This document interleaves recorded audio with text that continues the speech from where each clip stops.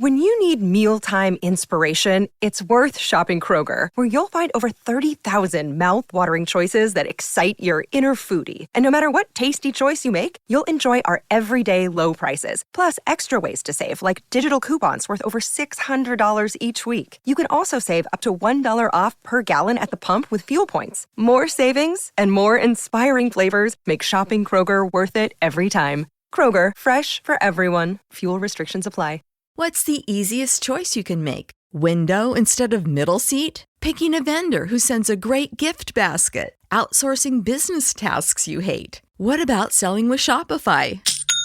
Whether you're selling a little or a lot, Shopify helps you do your thing, however you cha-ching. Shopify is the global commerce platform that helps you sell at every stage of your business. From the launch your online shop stage to the first real-life store stage, all the way to the did we just hit 1 million orders stage. Shopify's there to help you grow. Whether you're selling scented soap or offering outdoor outfits, Shopify helps you sell. Wherever and whatever you're selling, Shopify's got you covered. Sign up for a $1 per month trial period at shopify.com/try. Go to shopify.com/try now to grow your business, no matter what stage you're in. Shopify.com/try. This episode is brought to you by Indie Insights, our bi-weekly newsletter and love note to independent film.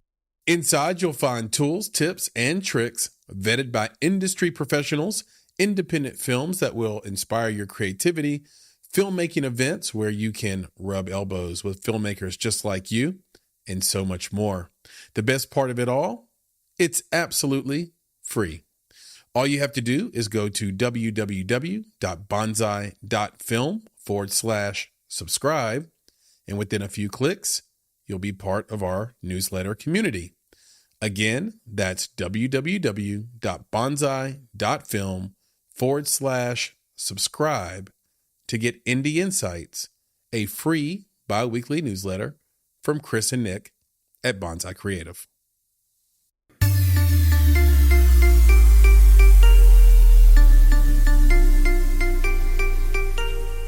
You're listening to Make It, a podcast by Bonsai Creative that helps creatives in film get where they're going faster by sharing the advice, knowledge, and insights of professional creatives across the film industry. I'm your host, Chris Barkley, and with me today is my good friend and Make It podcast co-host, Nicholas Buggs.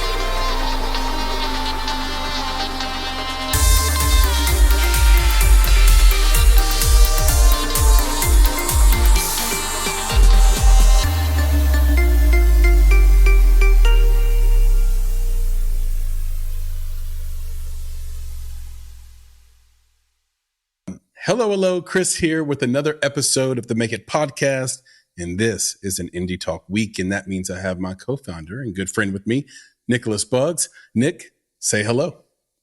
Hello.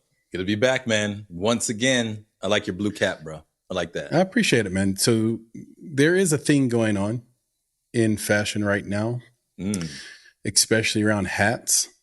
I'm not sure how it started or when it started. Maybe it started with Succession. It could have been sort of hyped up by David Sachs from All In Pod fame. There's a few other. It could just simply be Jeremy Strong as a dude, like his vibes as a dude that people enjoy. That started this like hat craze. The reason I take umbrage. Take a little bit of, not umbrage, umbrage is the wrong word. The reason I kind of have to chuckle at it a little bit actually and like wink at it is because I've been a hat guy from day one. Like I've been wearing hats on this podcast for 4 years. I've been wearing hats as like a dude forever, and always like, for the most part, if it's not like a baseball cap where it's like the Yankees or whatever, or the Braves, it's been, this sort of non-branded look. I don't know if you can tell in the video, but like this hat is made like of like felt. Like it's like a very soft, nice, unbranded hat. And I'm not, I would recommend everybody get one. I mean, they go with everything. You know where it could have started? Could have started Jay-Z. Yeah, I mean, so early you're on saying, was like big on the like the fitted. But you're saying it's a thing though. Like there's a fashion thing now because, like you said, we've been wearing hats. Yeah, that was only in hip hop. You're right. Yeah, that was in hip hop. But now what's happening is it's this whole like, get a very, very nice unbranded hat, get a understated sweater where the secret to the sweater is that it's like 100% cashmere and probably cost $1,000. Have some, Loro Piana slacks on, and you basically look like you're not trying. But if you know that guy's wearing $10,000 worth of clothes. It's so ironic. You're being ironic. That's what's happening. Yeah. There's actually a word that like GQ actually gave it a name. And I'm trying my best to remember the name they gave this new style movement. And if I remember it, God, maybe I'll have producer at least put it in the show notes or something. But like, it's a perfect name for like this quote unquote movement of basically. So here's how they explain it. I don't remember the name, but I remember their explanation. So here was their explanation to this movement. Basically, society, and we're going to talk about this in today's culture check. Basically, society has shifted, and they have a sensitivity to billionaires, people who are ultra wealthy. Me and you are not ultra wealthy, but there is a sensitivity to people who are ultra wealthy. And so was that caused by Donald Trump? Was it caused by Elon Musk? Was it caused by someone else like Bezos? Like who was it caused by? Certainly not Richard Branson. He's always been cool, even though he's a billionaire. Was it Bill Gates and his meddling in other countries and all the things he does for good or evil? No one knows. We're not sure, but we do know that 2 decades ago, a billionaire could look like a billionaire. They could go out, roll up in a very expensive car. They could have on an ICI suit. They could have on $2,000 loafers, like whatever. Like you could do that and it could be very flashy, basically. Like you could look like Bruce Wayne. Like think about how Bruce Wayne looked in the latest Flash movie. Like you could look like that. And today that's not appreciated. Like you have kids out there throwing yellow paint on shit like that and like getting away with not even going to jail for it. And it's not a US thing, but it's like a global thing. And so what these ultra rich are doing is they're switching up. They're starting to like buy clothes that look like they are, like they got them maybe from a thrift store, or clothes that like fit into the everyman coffee drinker. But the underlying thing is that they're getting them from the top brands and they are made of top material. So it's become this movement of, yeah, I'm rich, but I don't want to show you that. So I'll just take it back and let the people know. See, this is what happens when you compliment Chris on his hat. That's all I did, bro. You know what I'm saying? I got this whole thing about hats and rich people. I'm like, it's just a nice hat. That's it. That's all. This is a nice hat, bro. That's it. Did you? Thank you for something? that. I appreciate that. Thank you. Did you learn something? I'm edumacated. I got to go look up that GQ article now. Yeah, that's what I do. You compliment my hat. You get depth of knowledge. And you get maybe more than you asked for. But doesn't every man want that? Like if 2 girlfriends are talking in a bar and they're like, hey, how was Nick? He was more than I asked for. That could be a good thing or a bad thing, bro. You know what I'm saying? Yeah, that is true. That's true. It'd be contextualized. Like, how was he? How was he at dinner? More than I asked for. Right. Exactly. Yeah. How was he in the bedroom? More than I asked for. Yeah. You know, like. Yeah. I hear you. Yeah. I'm full. All right. Let's get into the topics. What do we got? What do we got for today? Hit me up. Well, anyway, look. I don't know when this is going to publish, but full disclosure, we're like recording this. What is this? The end of June? I cannot believe half the year is gone already. Wow. Dang, man. Time is flying, feels like, but we're putting a lot into it. And I think up to this point, we've released, a great conversation with Sophie Holland, recent Mistake in the Making with our buddy, friend of the podcast, Matt Williams. Yep. And Matt did a really courageous thing. So I just wanted to like highlight it just briefly as a side item, not as like an official topic or anything, but just as a side item. I thought he did a really courageous thing. And kudos to Matt for saying the truth. I think most of our Mistakes in the Making guests do say a truth, but they say a version of the truth, right? And without us, if you're familiar with that series, Nick and I do not speak on this thing. This is just the creative talking directly to you, the audience. And so if me and Nick were speaking to these people, we would be able to push them on a topic and get to the root of it. We'd be able to interject and say, go more on that. Talk more about that. Like, how did you feel? Were you scared? Were you ambitious about this? Were you concerned you didn't have enough funding or enough skill to do that or this?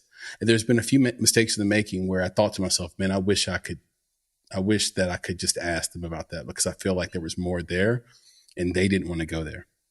Right. And I understand not wanting to go there, but Matt was just simply saying, like, look, people helped me out a lot on my short film Gateway. But by the time I got all the help that I asked for, or maybe even needed, I had lost the thing I was so excited about making. And that can happen in creative, and it sort of spins out of your control. It's like, reminds me of the Simpsons episode where Homer meets his rich lost brother who owns a car dealership. And he gives Homer the ability to make his own car. And so Homer throws everything into the car, and it ends up being a monstrosity because every single feature is represented. Every single potential desire from a user or a driver is represented. And the car is just flat out fugly. It's like, it's the ugliest car ever. It's super expensive because it has every option in there, and it ruins his brother's career and good name and brand and everything else in company. And I think sometimes that's what happens when you take too much advice, too much help, but it's also kind of what happens when you're not concise in your own vision in the beginning.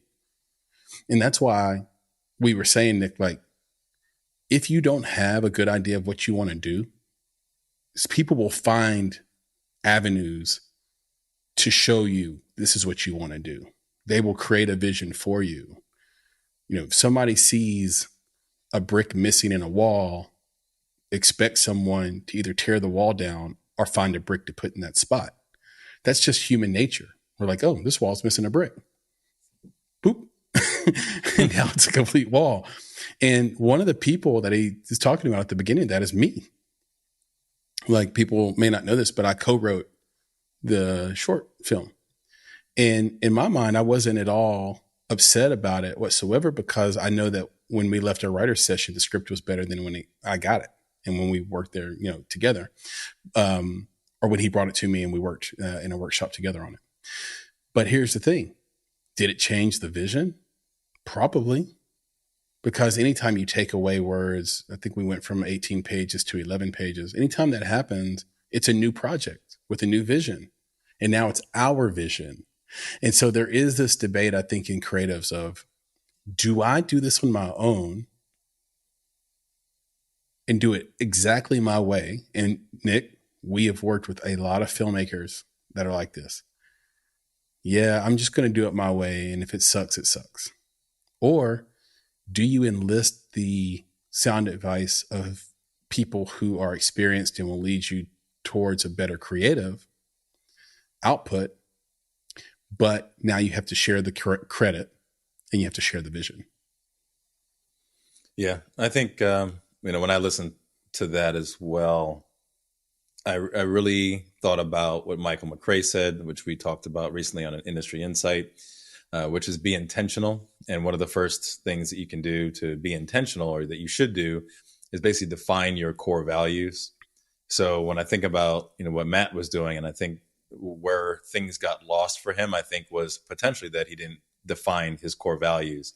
I think that project in itself, I think, had 2 to 3 different purposes. So when it has 2 to 3 different purposes, each person that comes in and gets involved might want to emphasize the one that they think is the most important. Right. Yeah. So then you start to go, one person takes it a little bit more to the left, the other person takes it to the right, you're trying to keep it on center. And at the end, maybe it hits one of those a little bit more than the others. Maybe it doesn't hit any, maybe it hits all 3, who knows? But it's not quite the thing that you wanted it to be because you hadn't properly defined the core values. What is the core intent of this project? And then it's, to your point, other people get involved. It gets very easy for it to go, different ways. So again, back to what you said about him being honest, I think that it's awesome that he was able to have that reflection on it. And hopefully he can take that and really use that as a lesson learned, right? Because there's so many different things you could look at there. Like what did he learn? Did he learn, hey, I'm gonna do this on my own from now on? Or did he learn, I need to have the core values? Or did he learn, these are the types of people that I want to work with in the future that I think complement me more, right? There's so many different ways you could go with that lesson. So either way, I just hope that whatever lesson he learned does take him, further in his career. I hope the lesson that he learned is that by having a concise vision, you know who to say yes to and who to say no to, what suggestions are relevant and valid, and what suggestions aren't. I know in my own career, and even going back to I would say my own careers, being deeply engaged in a domain and going very, very deep in any given domain. And I'm just here to tell you guys something obvious. Maybe you all know it, maybe you don't. There's no subject that you can't go super deep on. It can be burgers. It could be grilling burgers. It could be watches. It could be cars. It could be film. It could be television. It could be sports.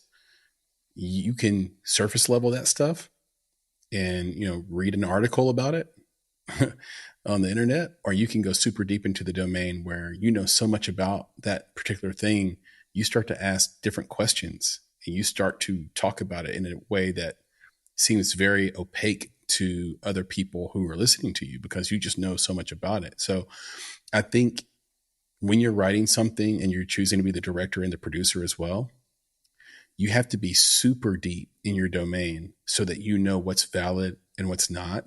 And it becomes very simple. But if you're not deep in the domain, all advice sounds good. Like all suggestions sound good. And so that's what I hope is like he learned a lesson like, hey, I'm going to be really concise in my vision and I'm going to be super deep in the domain that the thing is about so that when my trusted circle has a piece of advice for me or a suggestion, I'll know, hey, no, that kind of takes me away from what I'm trying to do here. Or, oh, that works perfectly. That is perfectly parallel with the theme of this thing.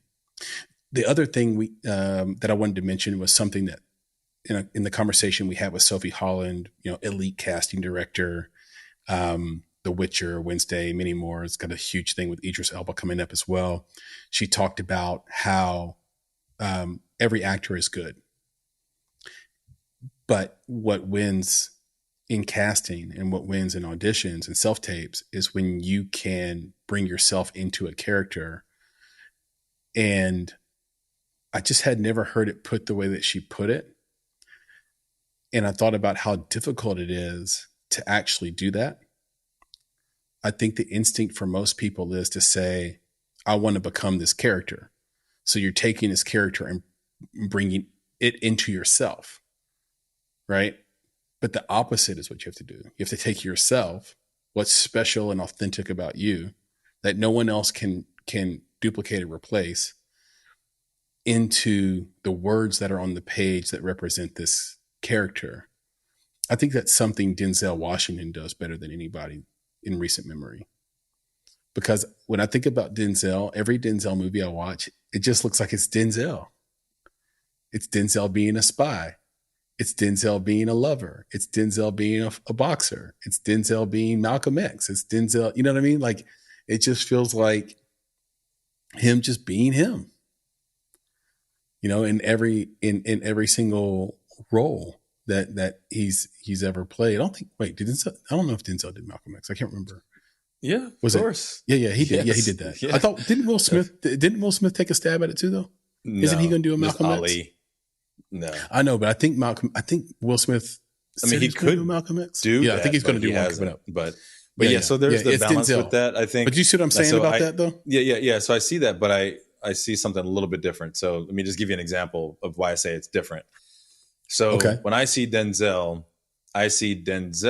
embodying the character in such a way that I see it's believable to me. Yeah. Right. That the Denzel that I know from so many other things is this character. Okay. That's what I see. That's why his voice, his mannerisms, they all work with those characters. That's when he's bringing himself into it. Where I don't see that, where that same, if you're to use that same language about it's Denzel is The Rock. When I see The Rock, I see The Rock. Doesn't matter what character he's playing, I see The Rock. It's The Rock. It's not the character, right? To me, that's when The Rock is just playing these characters. You know what I'm saying? Right. So for me, Denzel is the embodiment of this character. It's like no one else could have been that but Denzel. Whereas The Rock plays these roles, and I'm just like, it's just The Rock again. You know, it's just The Rock being The Rock. There's nothing really different that's happening. He's not embodying the character. They're just giving The Rock, who is a character in himself, a role in the film. Right. So now it's not whoever his name is in the film, it's The Rock. Whereas when I see Denzel, it's not Denzel's name. It's whoever that character is.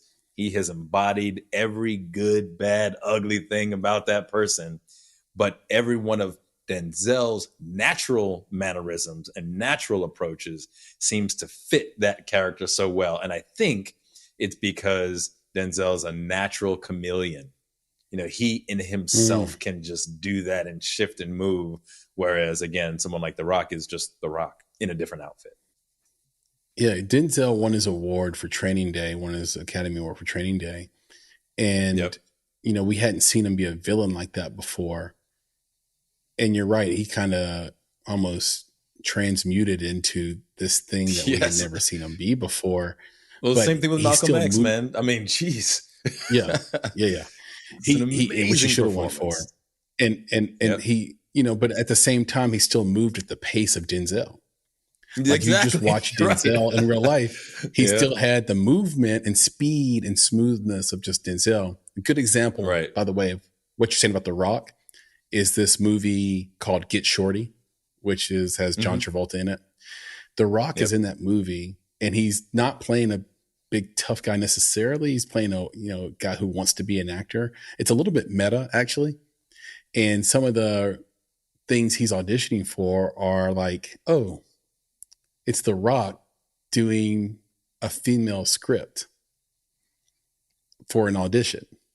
Not here's this character doing a female script for an audition.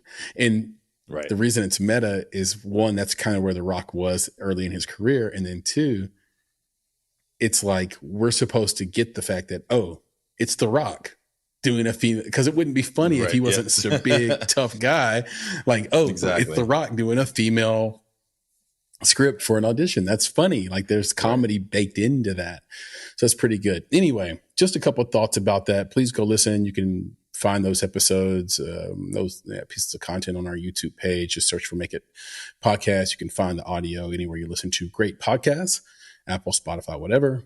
I just saw where Stitcher, I think, has decided to fold up camp. That's weird, but I guess in the meantime, you can find it on Stitcher as well. And certainly on iHeart. YouTube.com/@MakeItPodcast. Make It Podcast. That's it. @Make It Podcast. That's the best way to find us. Yeah, you will not regret a subscribe to the Make It Podcast on YouTube. yeah, we do a lot of cool stuff there, and we're just going to keep building that thing and making it even a more and more better place for the community that joins us and subscribes. I love the sort of community building tools on YouTube as well, where you can just like send very specific things only to your subscribers. So it almost negates in some ways the need for a Patreon, because you can just talk to your subscribers and give them little special pieces of content and things like that. So definitely subscribe, because we have a lot of that stuff coming. On the docket today might feel like a couple of like obvious things, but they're still going on, so we have to talk about them. One would be AI, and it's sort of continued. It's continually pervasive in all things in the world right now. It's not a conversation that goes away easily, and the writer's strike, as of this recording, is still going on.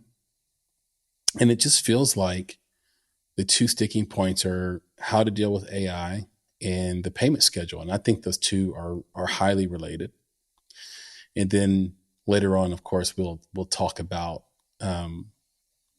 something we haven't spoke about yet, which is Apple Vision Pro. And it's kind of like we're getting ahead of it, which I love, because then we can go back to this episode and see if our predictions were right and if everything we're saying has any validity, because the product itself doesn't come out until next year. So most people are like, okay, that came out, cool, we'll wait and see what happens.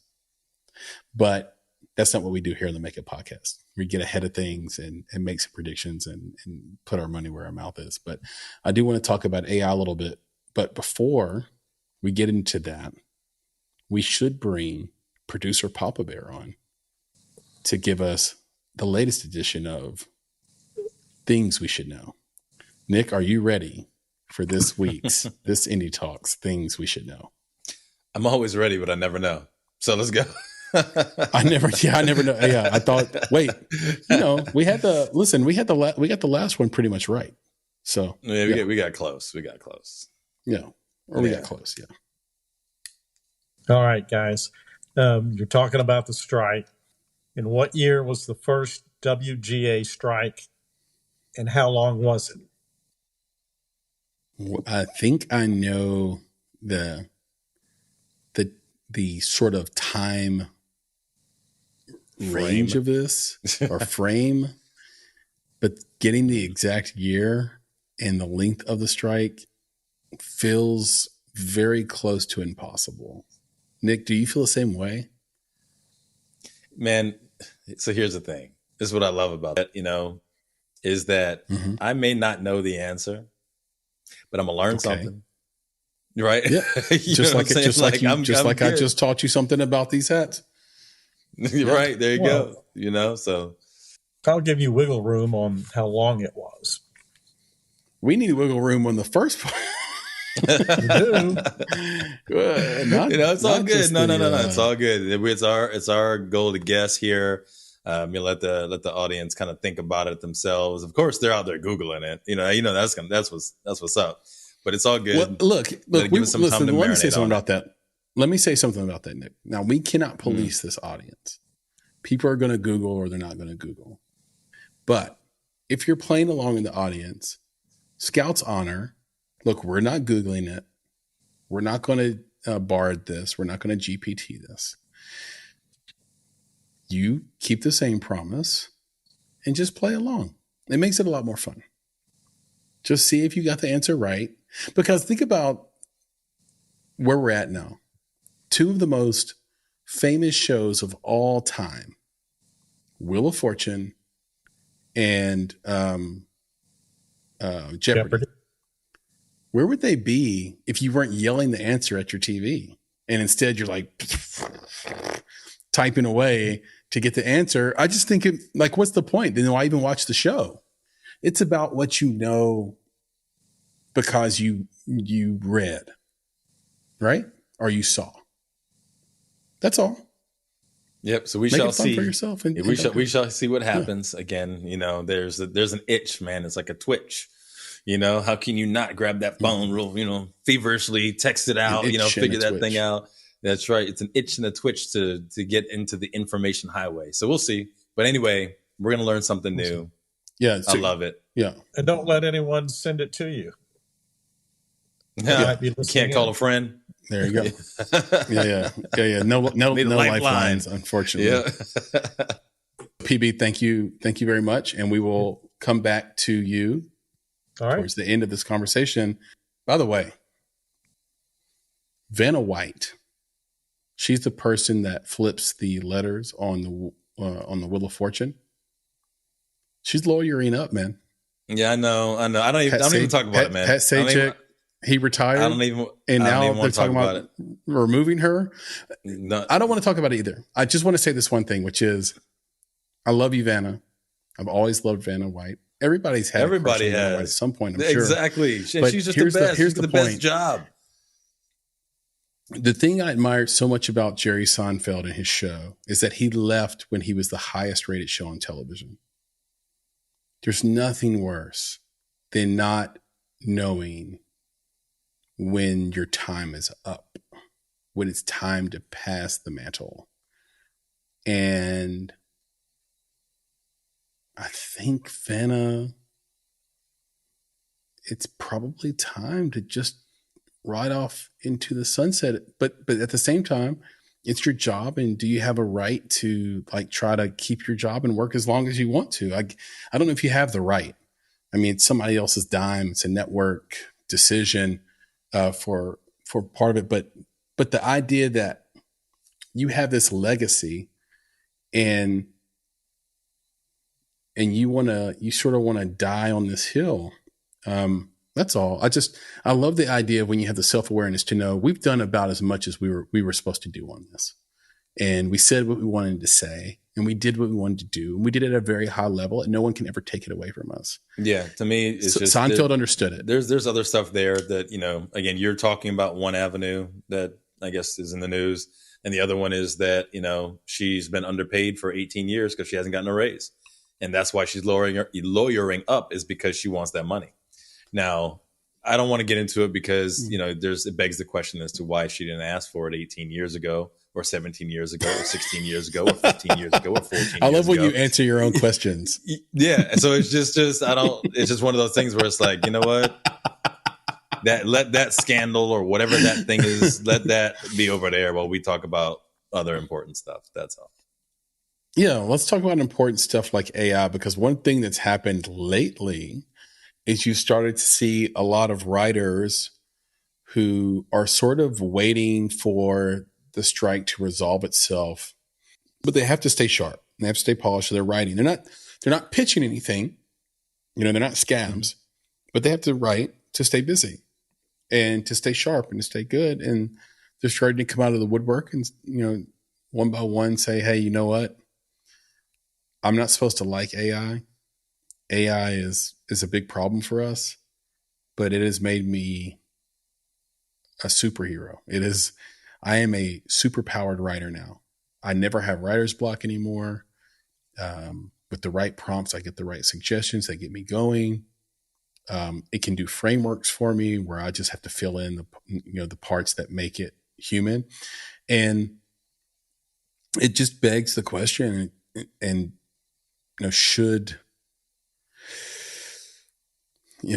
AI be considered the enemy here if the output is that these writers are even better than they already are? And the content over the last 10 years has been, especially on the television side, has been incredible, has been otherworldly.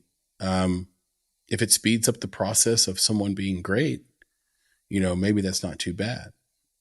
Now, look, I've said in our newsletter and on episodes that I think it's a shame that there's a lot of tech bros and infoists that are short selling humans. I wouldn't short sell a human. There are lots of ways this thing can go, and it all has to do with human involvement. Think about this. As powerful as AI is, it could stop tomorrow with the decision of a handful of human beings. Think about that. Friend of the podcast, Tiffany Shalane, inventor of the Webby Awards, writer of the best-selling book 24/6. She has an op-ed that says the best thing tech ever did was create the off switch.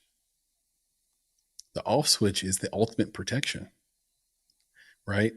Elon Musk has said his little Tesla bot called Optimus, it will have an off button so that if Optimus starts wilding out, you can just turn that button off. And then the machine kind of dies. So right now, this AI lives inside your computer. It can't walk and talk. It can't do physical things that a human can do. So I just think that short selling humans is a bad idea, because there are things that we do that we take for granted that would take billions of lines of code to duplicate. For example, one of those things is the way that we're talking right now. There's something distinctly human about it. And to get all of our facial expressions, and by the way, these would be unique to us, facial expressions unique to us, not for everybody, would take billions of lines of code. So what these infoists are hoping is that the AI can just teach itself in an exponential fashion and then end up being able to talk and walk and look and do just like me and you. And maybe that comes one day, but it still stands to reason that like short selling humans is a bad idea right now, because we still have the choice to just stop. We can, like, the networks in the studios could turn around tomorrow and say, we're going to ban AI from television and movies.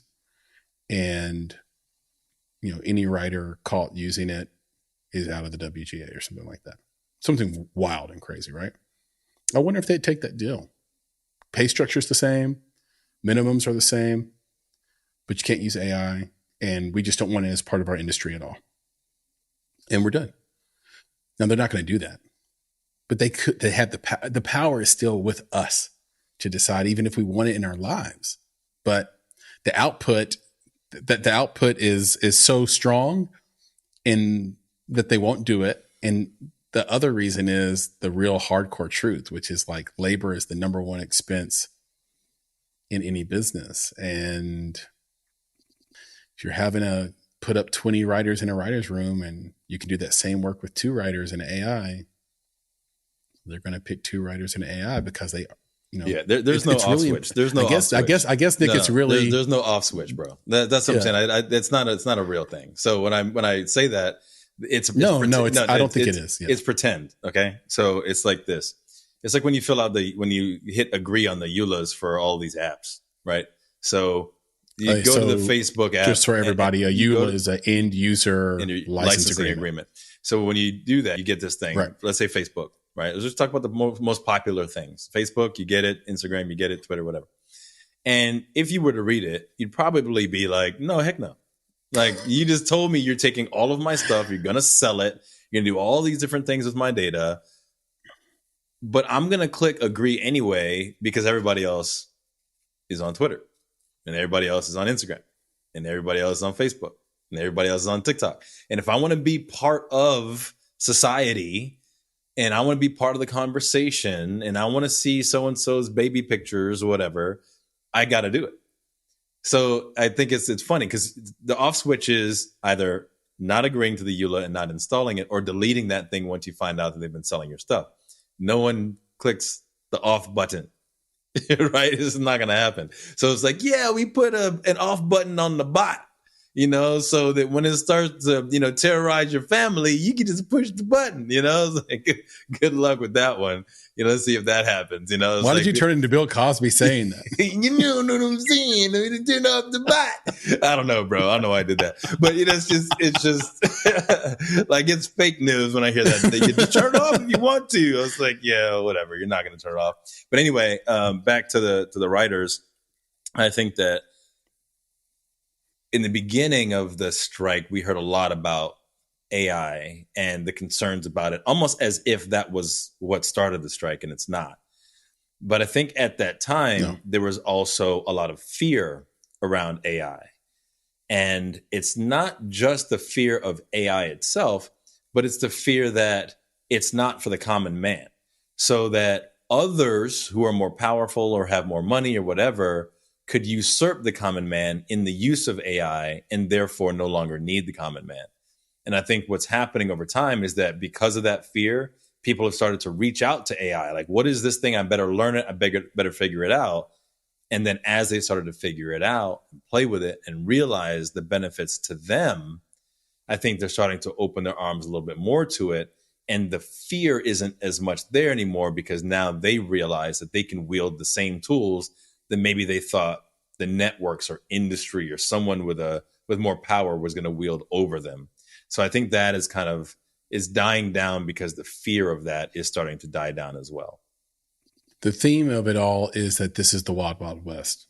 And I think that's pretty much the case because you're going to see massive market reset.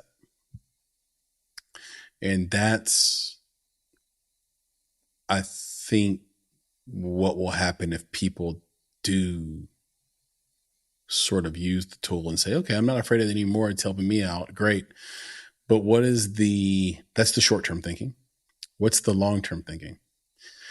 In the long term, what should a piece of content cost that we would normally pay? Let's say a studio would buy a script for $500,000 today. What should it cost in 10 years when AI is really mature or is much more exponentially more mature? Would that be $1,000? Like, so, and we've been through these cycles, and these cycles happen in societies all the time. There was a time where someone who owned a lot of farmland was the richest person you knew. And the value of agriculture has gotten to the point where they now basically have just enough to pay their bills thanks to these terrible contracts they get into with Monsanto and other companies like that really sort of own the industry and have usurped those farmers and those sort of agricultural entrepreneurs. So anytime there's like a technological switch, some people are just flat out put out of business.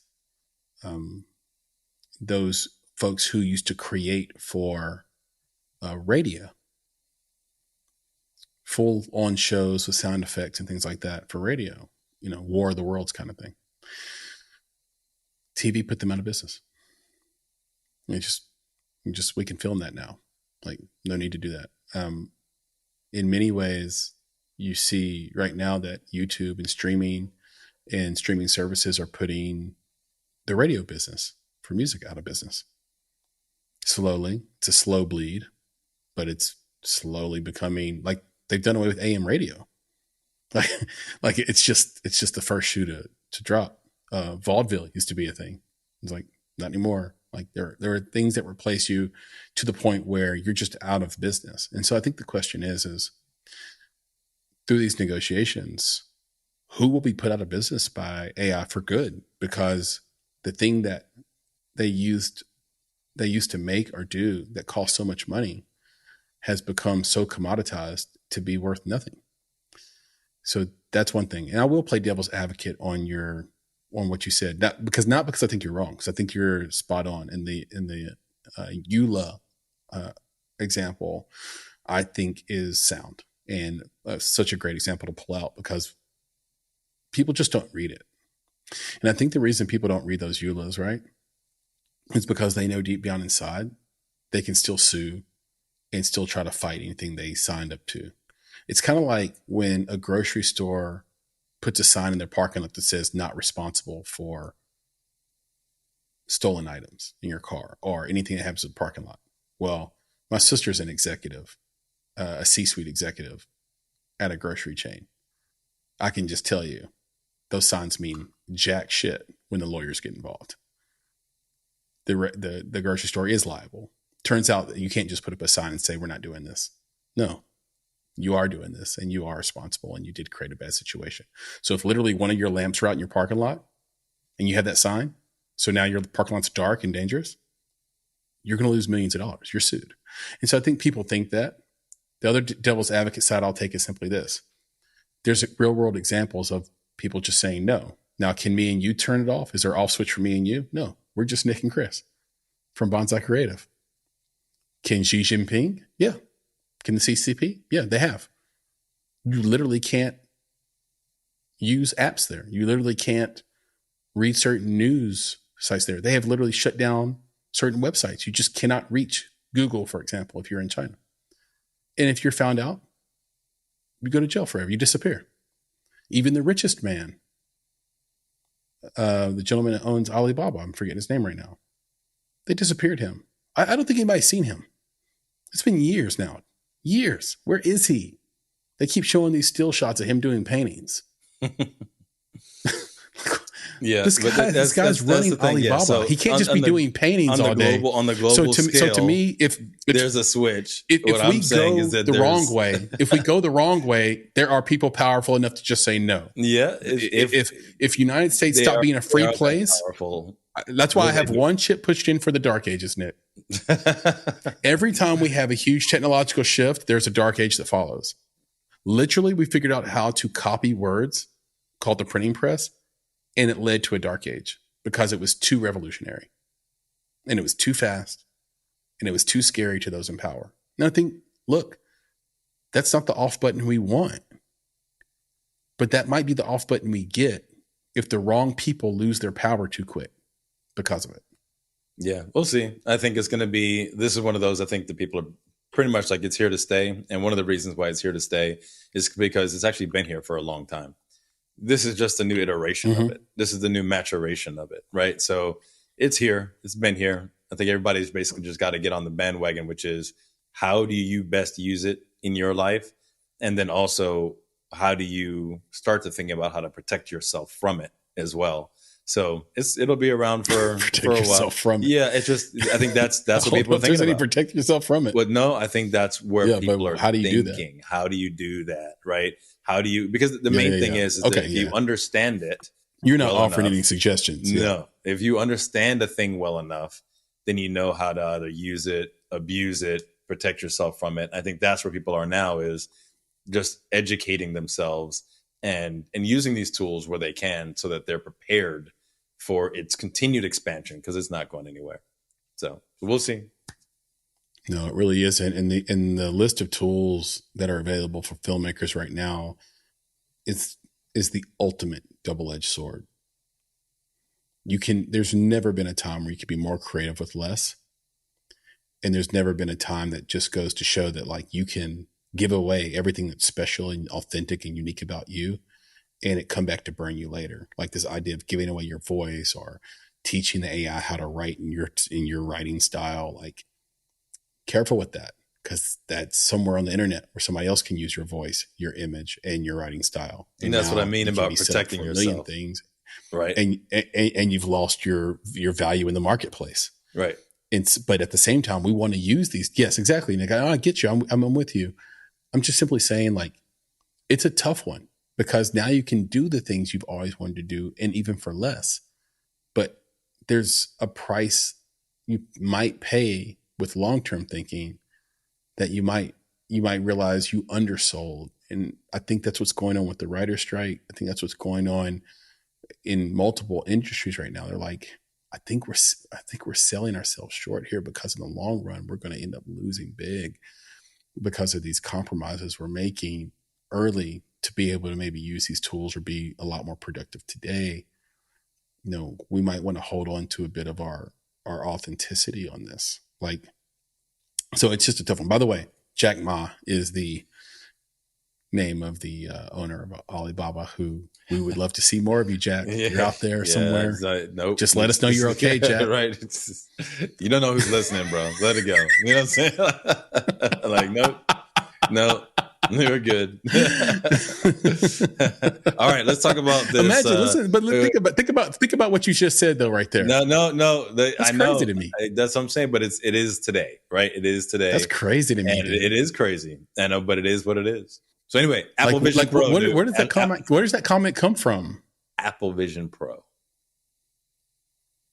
I want to hear your take. We will talk about it. Apple Vision Pro. Okay.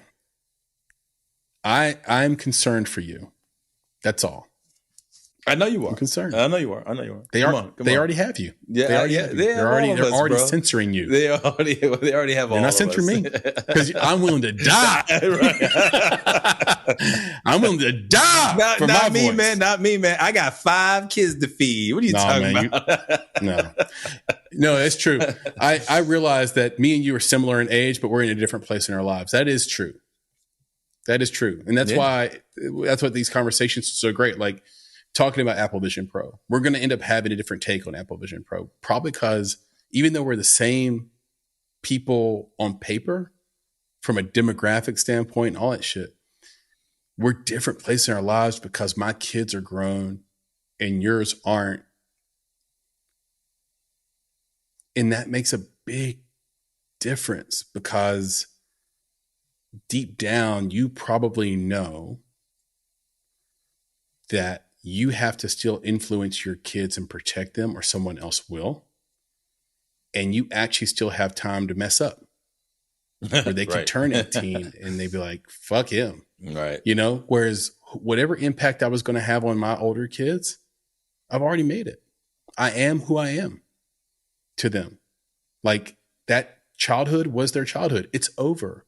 And so I'm focused on a different place. Like, because I'm not afraid anymore of like, I influenced them or I didn't. I passed that test or I didn't. Gotcha. You know what I mean? So it's interesting. We have a bunch of friends that are in your spot too. Yep. So the focus is different, but Apple Vision Pro, I did want to talk about this. I think we'll hear a lot more about this next year when it comes out, obviously. Right.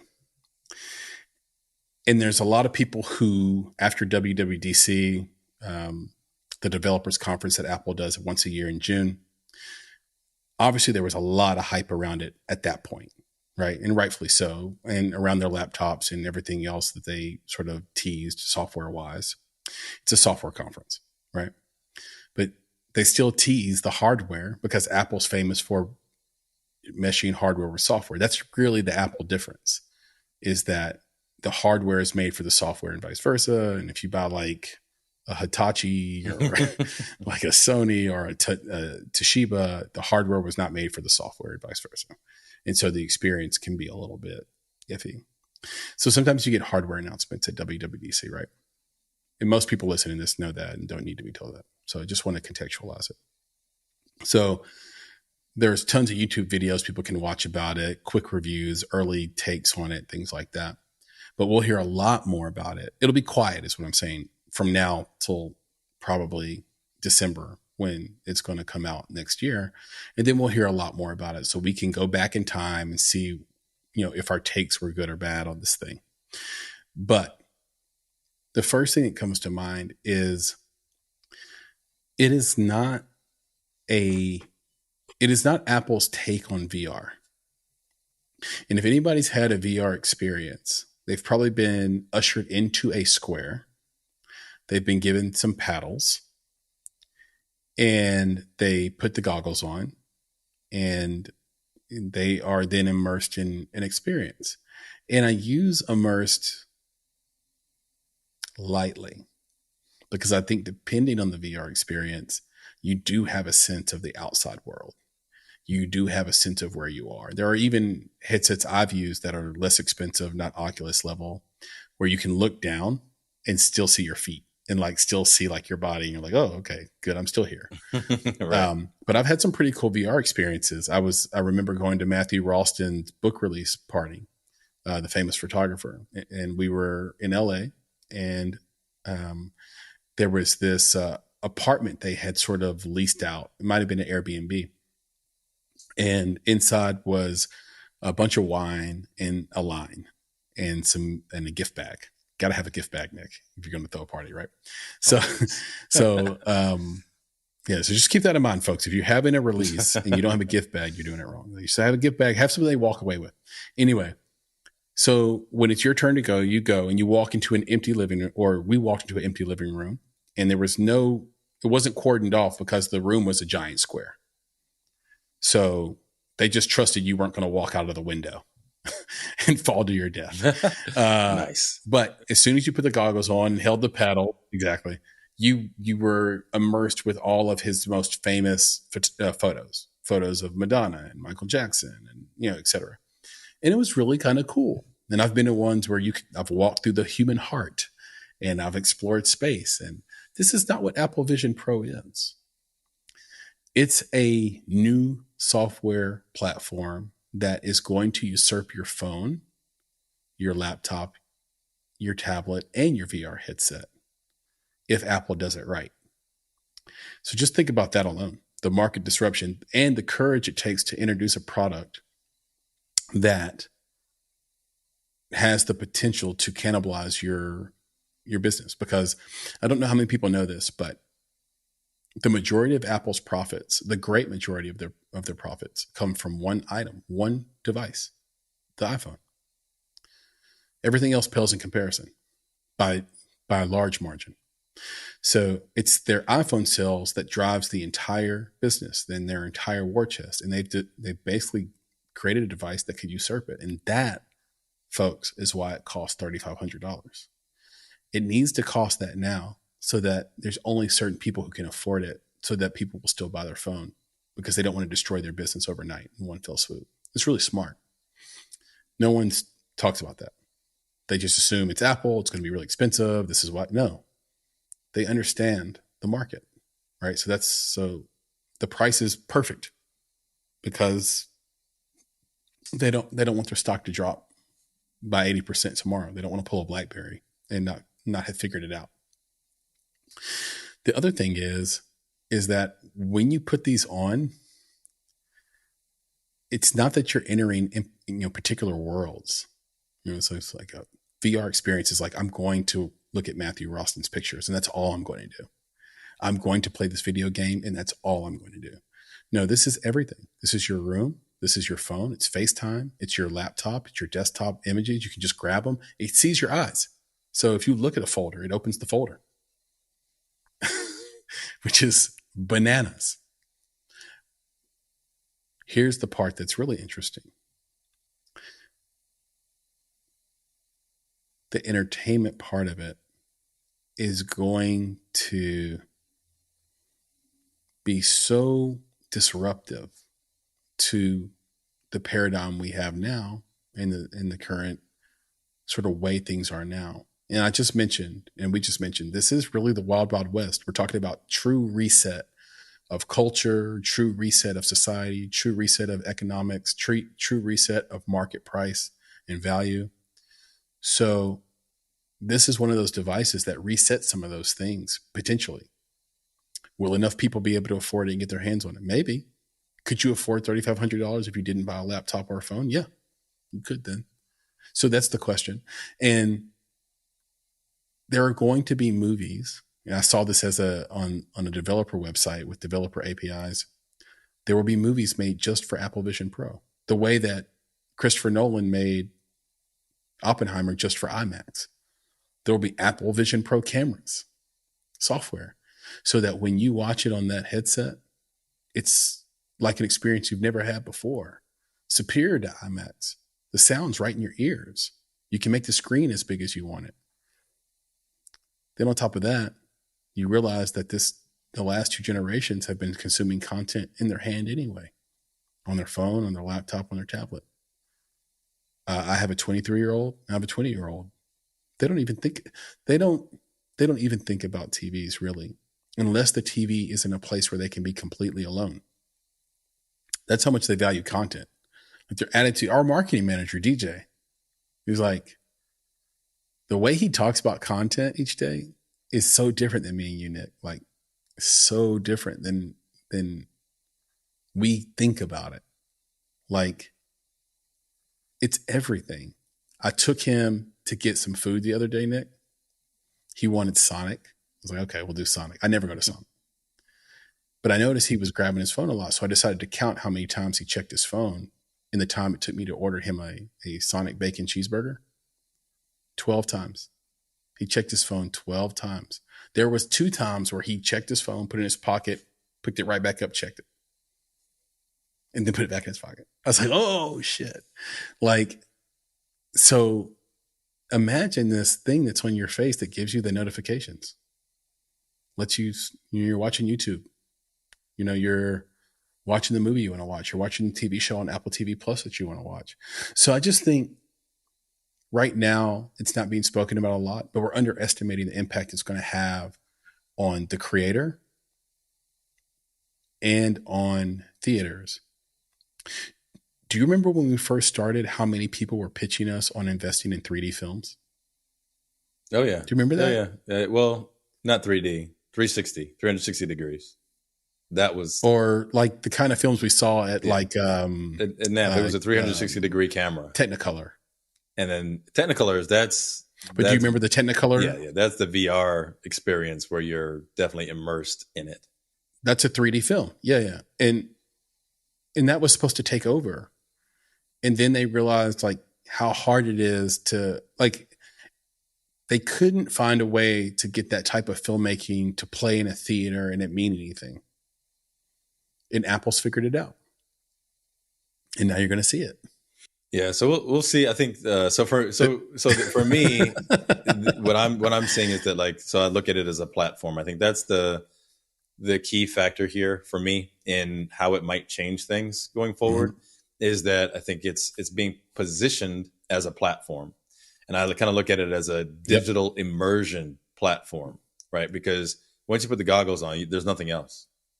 Right. There is no outside world. Right. You're in it. And imagine sitting here. You see your world you're already in. Though. Right. No, what I'm saying is like, imagine if you are, working on your laptop now. Right. I'm sitting in front of a screen. My laptop's in front of me. My wife walks past my office and knocks on the door and says, "Hey, can you come do something real quick?" I put those goggles on. Yeah. That's not happening anymore unless you text me. Right. So then I'm gonna see the notification. But you'll see the text in your eyeball. Exactly. That's what I'm saying. I see the text in my eyeball. So it's gonna change everything, right? But it's an immersion platform, and I think that by virtue of it being a platform, it creates all these opportunities for the type of content, the type of digital content that might be put out there. So it's different, right? When you call it a platform, it's different from an Oculus, where you're like, oh, that's for a VR, that's for a game, right? It's very specific to a thing, right? Whereas this is like, no, it's not specific to a thing. It's a delivery mechanism for you to be immersed in whatever digital content is being created. And if it does, live up to that platform, I'm not going to call it a stigma, but that label, then it can be very interesting. It can create new opportunities for people to create different types of content. But we'll see how long it takes to actually stick. Because there is this idea that you are separating yourself from the natural world as soon as you put those on. So how long is okay, right, to be wearing these things when you're amongst other people? Now, we have no idea. Wild West. Exactly. It's new. What's the mental health impact of having those on for all day? Yeah. Well, what's the impact on your eyes? I think that's the thing that a lot of people don't think about. You see a lot of people with like blue light glasses and things like that. You imagine now having this impact on your brain. Well, that's what I'm saying. Imagine having this screen with what's the level of radiation? Exactly. I was going to say electromagnetic radiation, which is light, right? Having that right there in front of your face constantly for X period of time. What is the impact of that? I mean, there's a lot of potential impacts, and I think we'll see. We just don't know. We'll see the good, the bad, and ugly of it once it gets released. I think we won't see as much in the beginning because of the price point.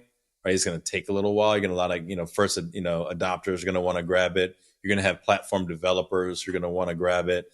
You're going to have people who just want to say that they have it, but never really explore all the capabilities of it, who are going to have it.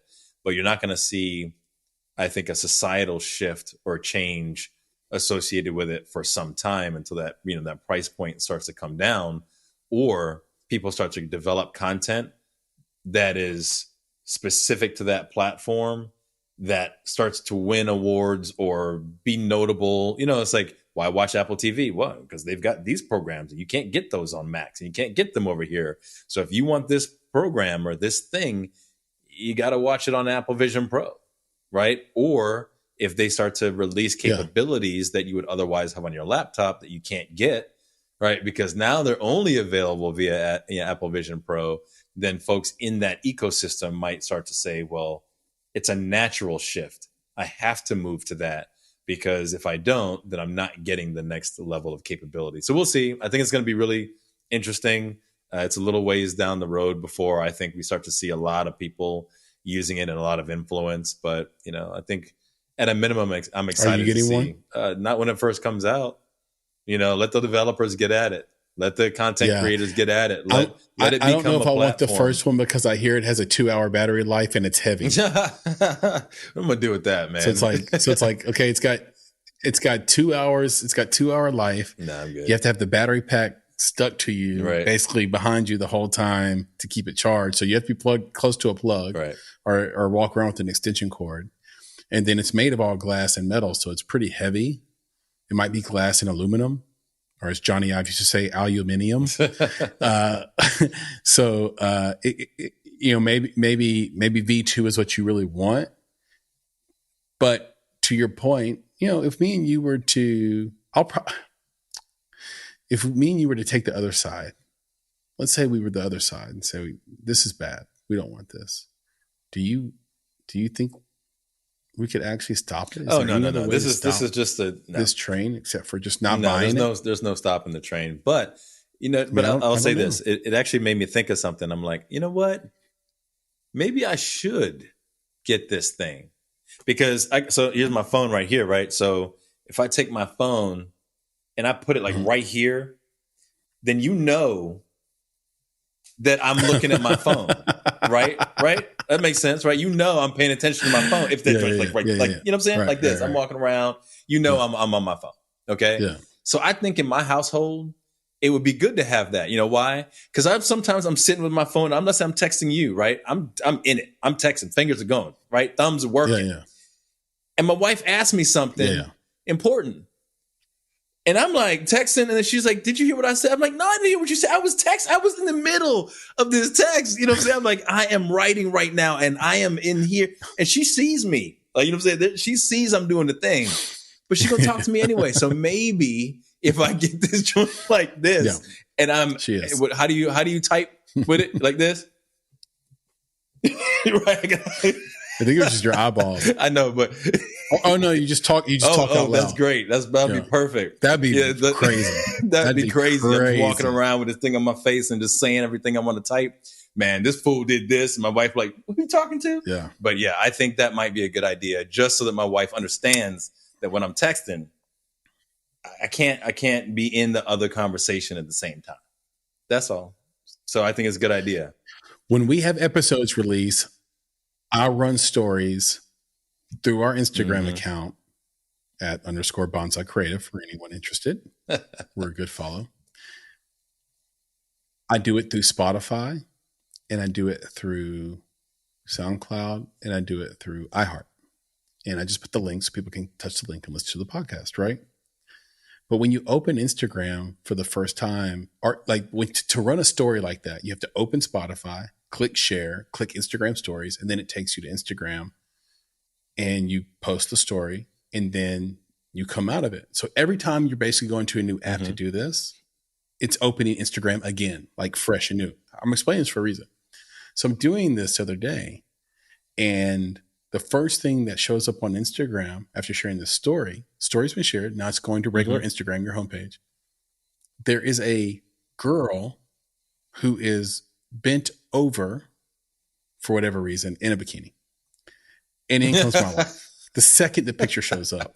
And then I try to scroll up. She goes, don't scroll up. And then she grabs my phone and scrolls back down.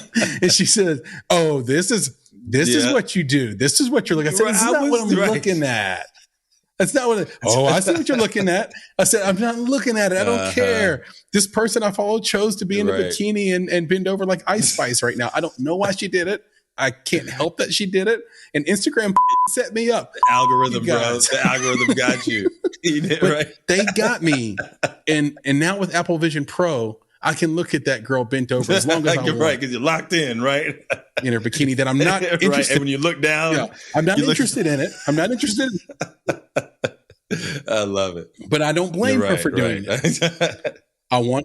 She can do that, and I can watch it and not be disturbed and judged. I got it. So I know exactly what you're talking about. Right through the screen. High five on that. Yeah, that's High five. Yeah, high five on not being judged for things. Algorithm. So,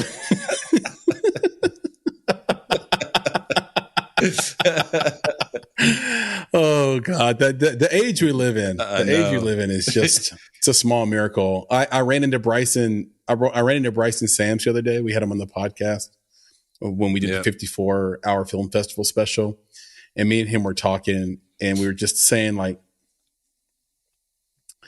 the stuff he was saying, the stuff he sees online that he can just see in one click would have been stuff that we would have had to sneak to find 25 years ago. Like we would have had to like go through all sorts of like trials and tribulations, hurdles, hoops, and stumbling blocks, and then we would sneak off to find it. Like, look what I share it with have. all your friends. I have a woman dressed like this in this image, and you share it with all your friends. And now it's just like, yeah. Well, a lot of that isn't even that. It's bad. like imagine a girl being bent over in a bikini being meh. Right. Yeah. Yeah. It's meh. Yeah. It's mid. It's like, meh, well, it's because it's common. Meh. Right. See right. the bigger it's ass. common. Meh. Yeah. Yeah. It's like how terrible is that? Anyway, speaking of our culture, we should get into culture check. Yeah. And this is Nick, I believe you have a special and on theme, actually, culture check for us. Yeah, today. so I have to say that this is Would you share culture check with us? Culture check. All right. So you know I got to do it, bro. That's it. So the thing I want to talk about. You just scared me with you. Surprised I didn't know where you were going. Give a little pause, bro. Give a little pause. Me. So the reason I love the culture check. Okay. It's just there's a lot of cultural madness going on. So there's two words I want to talk about. Right. I kind of feel like Sesame Street all of a sudden, but it's microaggressions and hypersensitivity. Okay. And probably hypersensitivity to those microaggressions. So I want to just read the definition of microaggressions real quick. Okay. So it's any interaction between those of different races, cultures, or genders that can be interpreted as non-physical aggression. Okay. So another one is a microaggression is a subtle, often unintentional form of prejudice. Okay. So the reason I'm talking about it is because I was talking to some filmmakers about some things that can happen on set, right? Where you're on set and someone says something. And again, we're in this like culture war where everybody's feelings matter and you can't say certain things. And if you say it, then you're a jerk or an ass, whatever that, So, like, what are these little microaggressions? And I was just thinking, like one is where, if you have a young person, show up on set, then, someone who's less more senior says, hey, we're working on something. You mind getting me coffee? Right. But that young person might be the social media manager for the entire thing. Right. So that microaggression, that prejudice, it wasn't an intentional dig, but in the person's mind, they're thinking, well, youngest person on the set, like, just go handle up for me while the big boys or big girls do their thing. Right. Yeah. So again, not intentional, but there's a prejudice that's associated with the person's age. Right. So there's this desire to try to ferret this stuff out and to call people out for this stuff. And I think to some degree, that might be a good thing. Right. Because, so I'll give you another one, for example, so if I'm a guy and I'm on set and I asked a woman for something and I said, hey, sweetheart, can you get me whatever it is? Give me my wardrobe, whatever it is.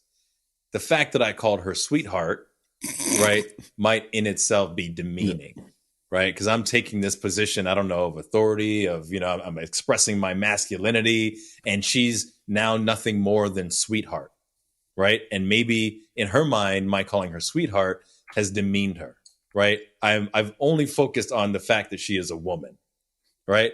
And that's a microaggression. It is a form of prejudice, even though it was unintentional. And I think some of those things are worthy of being called out, right? I think in that context, if you were to flip it, I don't even know, hey, handsome or whatever, is that the flip side of that? But I think it's like, okay, let's not call out the gender or the sex of the person, because I think that's what that is. When you call someone sweetheart, because you wouldn't do that with a guy, right? So if you wouldn't do it with someone else, right, then why do it with that person, right? Whether it's their age, gender, sex, or whatever. right? So I think there are some of these instances that do make sense to kind of call them out and say that let's not, call out that aspect of who I am, because that one aspect isn't all of who I am. Okay, 100%, got you, right? You want people to see you for who you really are, that is a part of you, your race, whatever, but that's not all of you. Now, on the flip side of that, there's what I see as hypersensitivity to what might be perceived as these microaggressions. So in the same conversation about ferreting out or making people realize that they might have some internal biases or unconscious biases that make them have these microaggressions, one of the people was like, yeah, I'll tell you about something that really bothers me. And we're like, okay, we're all ears, right? Like, let's support this person. That's what we do in these types of conversations. And the person said, everybody always comes to me and says, since you have the best handwriting, why don't you write this? And she says, so why is it that since I'm a woman, just because I'm a woman and I have good handwriting, I always have to be the one to write these things up, write things on the board or these things down. And of course, I'm over here. I'm like, what? What are you even talking about? Why are you getting mad about having wonderful handwriting? In my household, my wife writes everything. You know what I'm saying? Like 95% of the things that need to get written down on a board, on a piece of paper, whatever it is, we're asking her to write it because her handwriting is the best. It has nothing to do with the fact that she's a woman. That's not why we're asking her to do it. Does it have to do with the fact that she's a woman? Maybe, because I would say a certain generation, girls always had the best handwriting. They were always writing notes. Dudes don't write notes. Like, we didn't do that back in school. We didn't write notes, right? we just leaned over and we whispered or we talked it out, but girls wrote notes and they took pride in that kind of thing. So anyway, when I heard this, that's the first thing I thought was, this is hypersensitivity. And if the person who then said, hey, would you write this, gets called out in front of everybody else for being sexist because of this, to me, that's when it's gone overboard. It's like, that's way too far. So for that person to have assumed that the other person was being sexist, that they actually thought, because you're a woman, I want you to write it. What made that person go that far? In their mind, that they would feel that that's the type of prejudice that person either intended or didn't. So for me, I think there's this interesting balance that I think we need to be aware of or try to create, is that we understand that there are things like microaggressions based off of unconscious bias, and some of these that are specifically directed at a race, culture, or creed are things, or sex, that need to be addressed.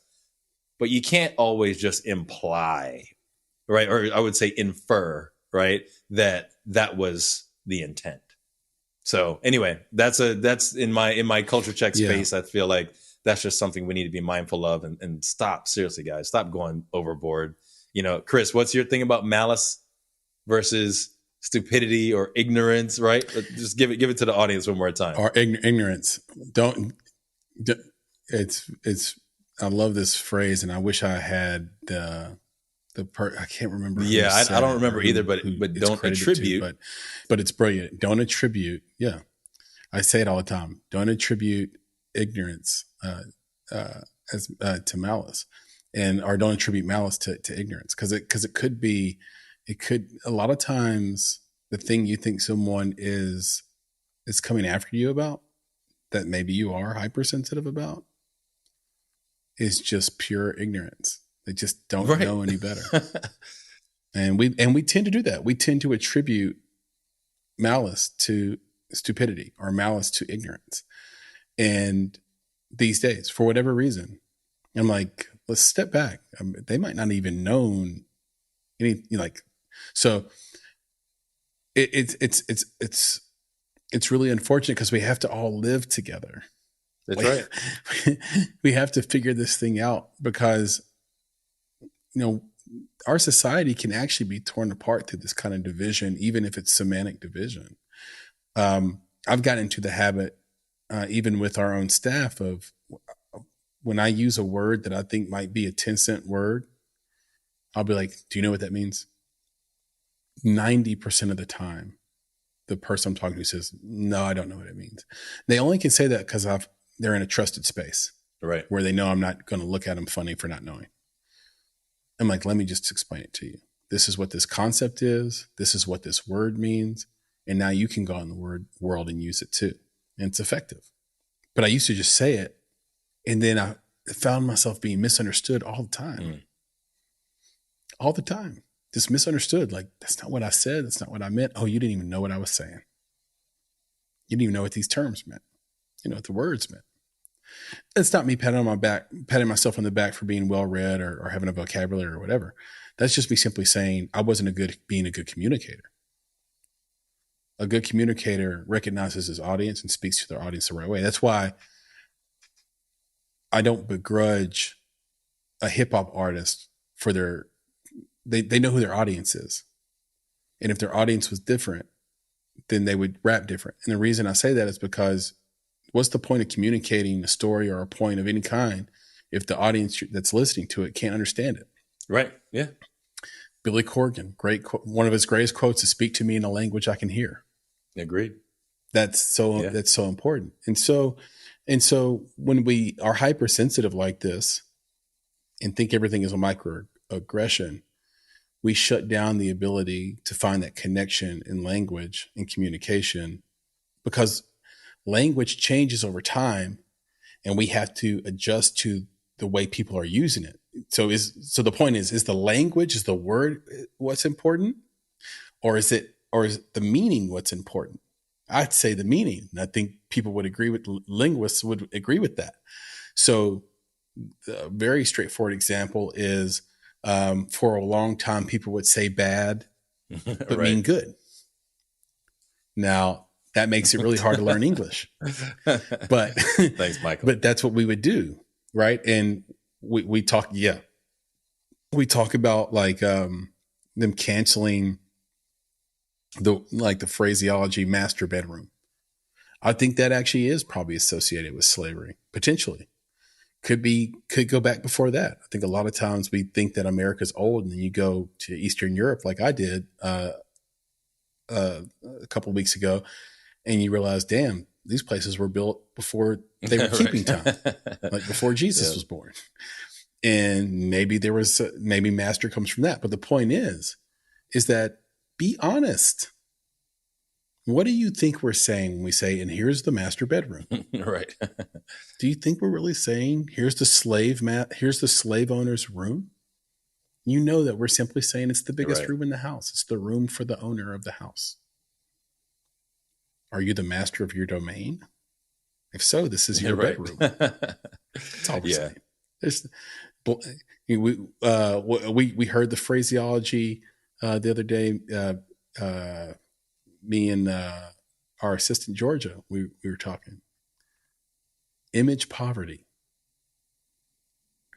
I thought blindness was a scientific term, Nick. I thought that was the legit term for being blind. And now you can't say blind, or there's someone trying to promote this idea of if you call someone blind, that could be hurtful. Talk about hypersensitivity. I never heard Stevie Wonder or Ray Charles once say, "Don't call me blind." Or never not to refer to themselves as They just became blind. The greatest musicians of all time. Yeah. Now we have to refer to you as no, we're not, because there's impoverished. also visually impaired, which has been around for a long time. That's a lot of syllables. Yeah. That's a lot of syllables. I don't know what are we we're doing? We've got a word for it. It's called blind. And that's what I'm saying, is that you just got to be careful, because I just want to go back to what you said about we all have to live together. So I'm just bringing it back to, our filmmaking community here. Yeah. You have to live together, especially when you're on set, right? Especially when you're making a film. So the only thing that I can say, because we can't make people not be hypersensitive. Okay. The person that I was talking about was already hypersensitive. No. Right? No, it's we already cannot. a thing. So only thing that I can say to folks who are could have been past trauma The too. only thing I can say to folks who are hypersensitive, talk it out. Right? So if someone says something to you that you are sensitive to, later, when no one else is around, right? Don't call them out in front of people. Don't badmouth them behind their backs. Don't put something on social. Can you believe what this jerk just said to me? Go have a conversation with the person, right? That one. It's simple. I'm going to get back to this definition. A microaggression is a subtle, often unintentional form of prejudice. Okay, often unintentional. So again, just talk it out, have the conversation. You might realize that there was actually no prejudice. There was no intent to demean you or to, make you feel bad in any way. So that's all I can say. So with those microaggressions, again, we can't stop it. Right? We can't cancel that out either. I don't want to even try. These are things that are inborn in people, right? And some of them are trained in people to talk a certain way, to speak a certain way, to interact a certain way. You can't ferret all that stuff out. And people can't police themselves. Why? Because this is often unintentional. It's often unconscious. So again, it's going to happen and people will be hypersensitive. The only thing we can do it is if you are on the receiving end, talk it out. If you are the person who perpetrated this microaggression, listen, right? Listen. And if you have to adjust your behavior a little bit, do that, right? Kind of respect that person's feelings. Again, you don't have to change who you are. It's like you said, Chris, it's about being an effective communicator. And often that's just between you and the other person at the end of that, right? So again, you don't have to change who you are for everyone, but for just that one person, just consider making that micro adjustment so you don't have microaggressions going forward. So I just offer that. Yeah, well said. Here to that. I mean, look, the difference between the way me and you might do it and the way people who are hypersensitive do it in this current, culture is that if we didn't like someone or we didn't like the way we were treated, so we went to a restaurant and we thought they were being a little racist, let's say, we would just never go back to the restaurant again. And we would probably tell stories to our friends and say, you don't want to patronize them. They just wouldn't go back. But what they do today is they leave the restaurant. They don't patronize it again. They tell their friends, but their friends are all online. So they end up destroying the person's public reputation and their future of ever having a business again of any type. And so I just think we have to understand what the scale of some of this stuff is. You can make the decision not to patronize them and you can tell your friends not to. And here's the reality. People just don't believe in the market anymore. If somebody's really shitty to their customers, they're not going to be around for a long time. You don't have to be the fireman. Yeah. You don't have to. But I don't even see it as that. You're not the bounty I think that's hunter. where, so in that scenario, it's not even being the policeman who's supposed to protect and serve, right? Destroy the business. It's not the fireman, who's coming along to put out a fire and to protect and serve. When you take that role, right, where you go on Twitter and you tell everybody and you lambast that person or that restaurant or whatever, really it comes, there you go. Lambast, I like it. Really it comes down to you're now becoming the aggressor. You are now becoming the bully, right? That's the difference. Yeah, main difference. So basically from us, like, don't do that. That's not necessary. You don't need to attack other people, right?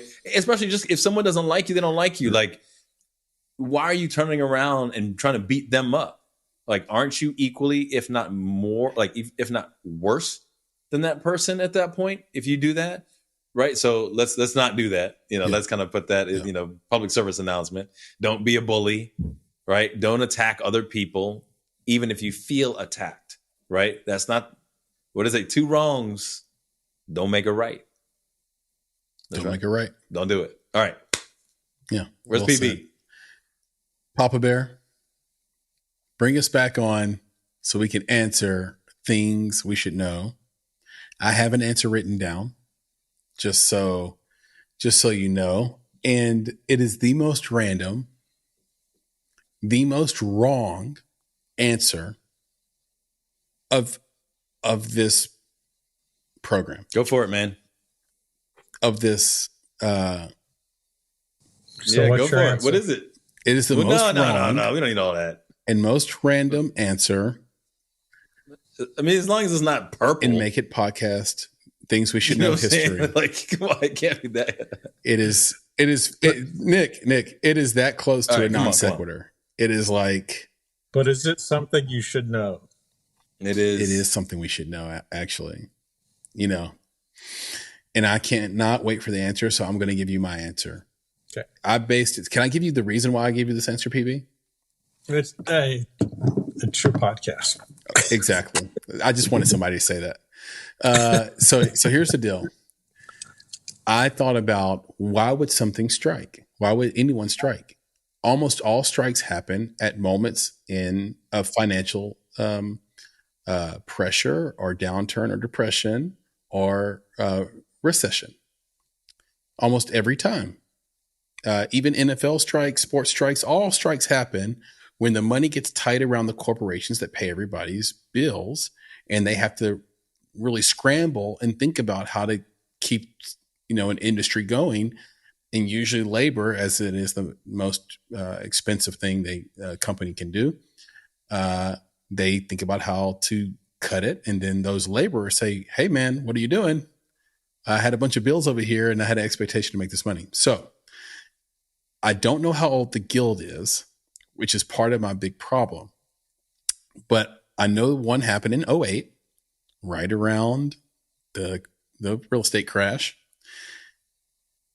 And I know that we had, now see, here's the problem. I was a child, but I know that we had a big recession in 1987. So my guess is that a strike happened in 87 or 88, but I'm going to be fair and go with 87. Mm-hmm. And then strike lasted for 5 weeks. Don't tell me the answer. Nick, your turn. I just wanted to give you my reasoning. Okay. All right. Yeah. All right, Nick, so go ahead. Do me a favor and ask the question one more time. Well, yeah, I usually do restate it. In what year was the first WGA strike and how long was it?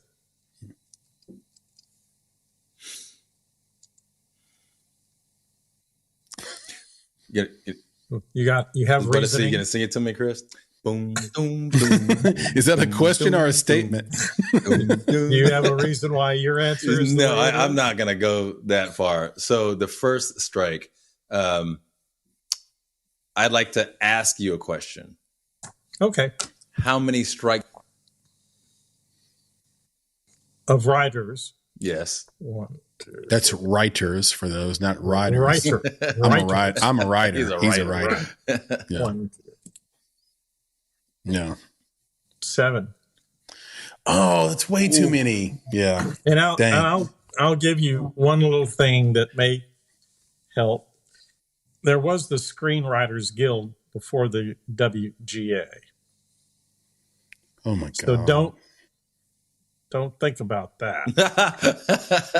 Do you know when the WGA? Exactly. I'm gonna tell you something. He just gave you a critical piece of information and said, "Don't think about that."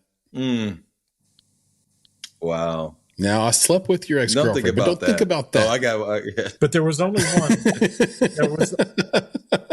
What I want you to think about is there was only one with the SWG. SWV? Sisters with Voices? Oh, okay. Right. Screenwriters Guild. Sisters with Voices. All right. So but you said WGA. So how many writer strikes have there been with the WGA specifically? 7. With the WGA only, yeah. Writers Guild of Since it began. America West. And I guess East as well. Yeah. Yeah, because they merged. Okay, let me ask this one. Mm-hmm. Was the last one in 2008? Wait, isn't that the question? First one. You're getting too many hints here. But if the last one's 2008, it's the first one. No, he said no, it's not. The first one. So the last one was 2008. The first one was before 2008. I'm just asking if the last one was in 2008. Do we know that for sure? I'm saying that if we don't know that for sure, then was it? Then that. Yes and no. See what I'm saying? If the answer is 2008, then if you say that's the last one, then it's the first one. No. Okay. All right. Just go ahead and give me your answer. I'm going to give my answer. It is going to be, it's going to be 1985. and it lasted for 366 days. Holy moly. These are great answers. Although you had to pull them out of us. Yeah, and they're nowhere near. Now, it's like saving baby Jessica from a well to get these answers. yeah, the one before the one now started in 2007, but ended in 2008. So, was it in? Yeah, it started in 2007. It was only 14 weeks. But the correct answer is 1960. Oh God. Yeah. Okay. And it was 148 days or 21 weeks. We were way off. So, but the actual first writer's strike was in 1953, the year I was born. Wow.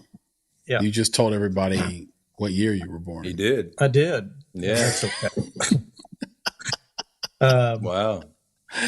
No, I'm kidding. No, That's no. amazing. What's amazing? And now, was that a WGA strike, or was that a Script Guild strike? Screenwriters Guild strike. Screenwriters Guild. Screenwriters Guild. Yeah. So, but what's really interesting is that there's been 7. And it later. That's what I'm saying. Like you and I, Chris, like we really associate with that 2007, 2008, right? And like you said, you're like, I was a child. That's all we knew. Yeah. You see what I'm saying? Like we knew that. Oh my gosh, I can't believe that there's a strike. Yeah. I couldn't even fathom that there were so many before that. Like I didn't. So my point is that this situation we're in seems more. Was there routine. one in the 80s, PB? Oh yeah, there had to have been, right? I mean, well, you were close. You were both close in one way. Okay, tell us the ones in the 80s. There was one in 1985. It lasted 2 weeks. So it wasn't 366 days. Yeah, and it wasn't the first. And then there was one in 1988. And the significance of that one is that it's the longest strike ever. And how long was it? It was 5 months. And I said 5 weeks. Oh my God. So far off, Chris. It was from March 7th. I appreciate you. It was in 1988 from March 7th to August the 8th. Don't forget that when I first said my answer, I said it was 87 or 88, and I'll go with 87. But I did say it was 87 or 88, and it was around Black Monday, in the recession of Black Monday. And I said 5 weeks, and I should have said 5 months, and that would have been in the pocket memory. Well, I was a child. I was merely a child. You were a youngling. But that's merely 28. That's 28 years away from the first one. Wow. Which is the question. Right. Was there a recession, Papa Bear, since you were alive then? Was there a recession in 1960 or 59? No. So that strike wasn't about the macro economy then, if there is such a thing. No, I'll have to go back and look. Maybe we'll put that in the newsletter, what that strike was about. Because 53 is right after World War II. So you know what happened in the 2007 to 2008 strike? What do you mean? Do we know what happened? Something happened with David Letterman. Just tell us, what is it? Letterman specific? Is this when he lost his job to Jay Leno or whatever, like the battle of that or whatever? That happened sooner, right? That happened earlier. Well, that was 14 weeks, but he wasn't doing many shows, right? Because of the writer's strike. The writers, right. He grew his beard, and then when the strike was over, he had it cut off on the show. Oh. Well, he has a giant. He's a giant beard. That was a long time ago, bro. He does now, but he cut it off. He cut it off, and he kept shaving until he retired, and then he grew it back because he said he had to shave every day for 35 years. Well, first thing he was going to do when he quit was to stop shaving. And that's why he has the beard now. He's rebranded. He doesn't have to. I love it. There are some people who believe that based on sort of biblical verses that growing your hair or cutting your hair is a violation.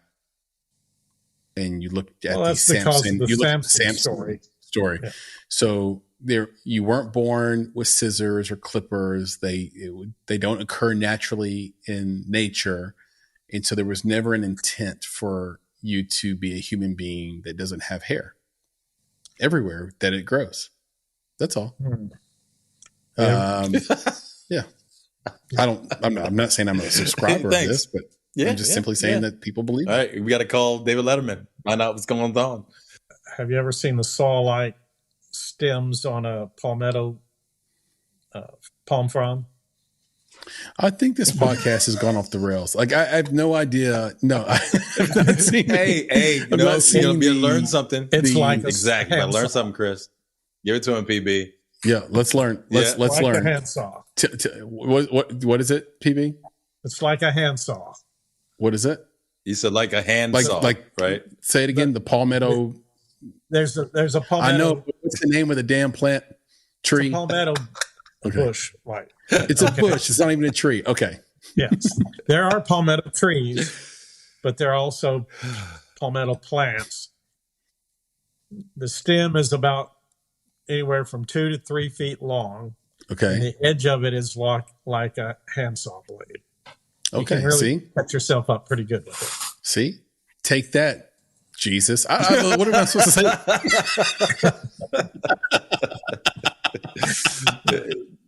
Don't use it to cut your Take hair. that, Samson. Right, exactly. All right, Chrissy, this was good. Thank you, PB. Thank you, PB. This has been a blast. That. I really appreciate you for teaching us something we should know. That's right. Things we should know. And now I know. In 1960, for 14 weeks, that was the first WGA strike. And the first actual strike was in 1953 when it was called the Screenwriters Guild. I feel so much more educated.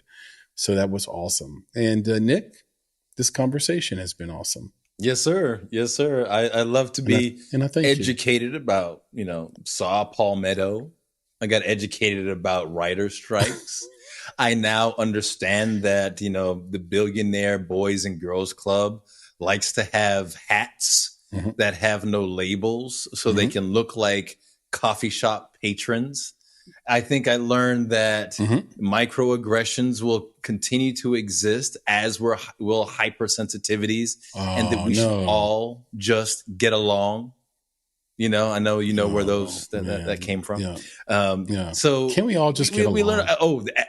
Yeah, exactly. We learn about Apple Vision Pro and how it's going to make our wives appreciate us more, because they will understand that when we're engaged in cellular phone foolery, tomfoolery with bent over. No, I'm not going to go there because, you got in trouble with your algorithm. But the Apple Vision Pro is going to change things for us because it'll be a platform. And I think we also learned that, AI, for better or for worse, is here. And I think the best thing for people to do is not fear it as much as they need to learn to understand it. So the more they understand, the less they will fear. Yeah, leverage it and be able to control it to whatever degree you are capable because of your new understanding. So there was a lot. There was a lot in this conversation. And yes, there was, sir. And just know this, that we didn't mention before. You're not going to be able to control the resetting of the market. It's too big. And so there is a sense of pachinko. Is that the name of the Price is Right game? Where you put the dial at the top and you kind of plinko. Thank you. Jesus Christ. What did I say? Plinko. So there is going to be some of that, right? Where you just hope that the disc lands in the slot that you're in, there will be some scary times because the whole thing's going to reset. Value systems are going to reset. But the best thing you can do is to leverage, I think, all the tools that you have to do the thing you love the most and do what's in your control. Because the only other option I can think of where the world stays the way it is now or pre-Chat GPT is if you have some terrible dictator come in and literally shut everything down, including your liberty and freedom. And we don't want that.